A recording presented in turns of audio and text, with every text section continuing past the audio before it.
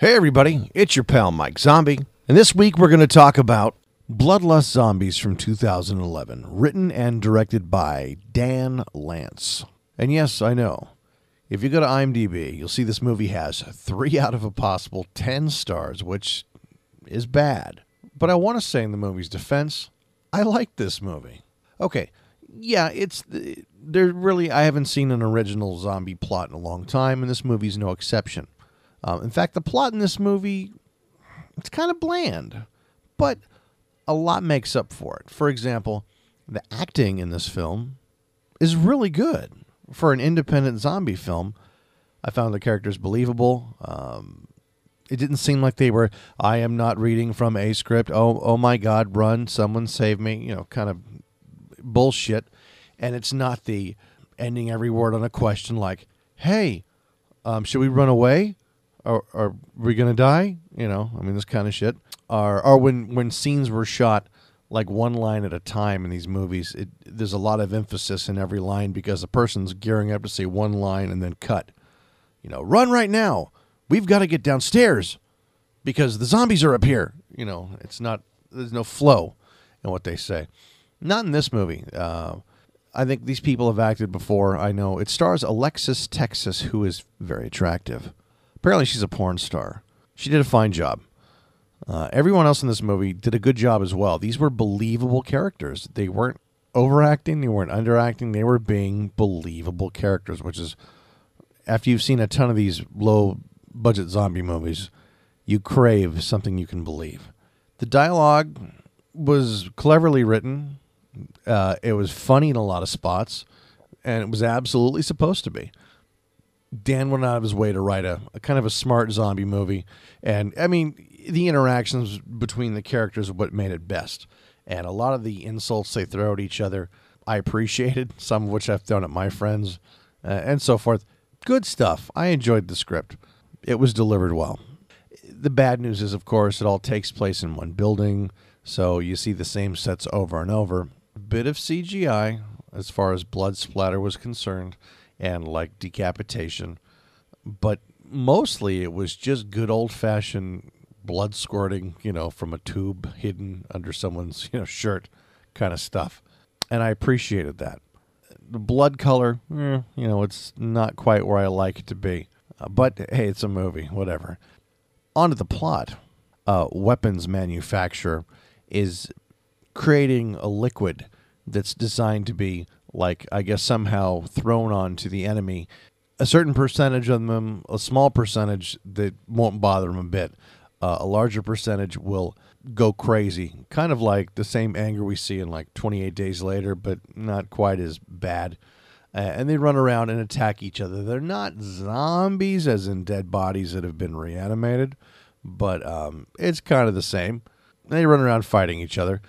Basically, the lab technicians that are making this stuff are putting it on cats to test it, and the cats either just hang out and purr or claw the shit out of each other, and they know if it works or not. They knock over some stuff in the lab. It gets on one of them. The cat jumps out and bites one of them, and suddenly this whole little contained room is affected. They escape and basically go around this building infecting all the other people that work there. And these people, while running and fighting and shooting, are also engaging in some pretty funny interaction with each other. It's kind of a fun romp through this building. Fighting the zombies, running around trying to get out. The security system in this building has locked the entire place down, so no one can get out. And basically, I say the word basically a lot for no fucking reason. I just realized that. So, basically, I need to stop doing that. Luckily, Alexis has no problem getting out of all of her clothes to wash her face because she gets a little blood on her. Everything was good about this movie. I love cats. There's a couple of, I almost called them Heckle and Jekyll. No, it's Calvin and Hobbes, as the credits explained. Were the cats in here. I like the cats. I like the cast. I like the jokes.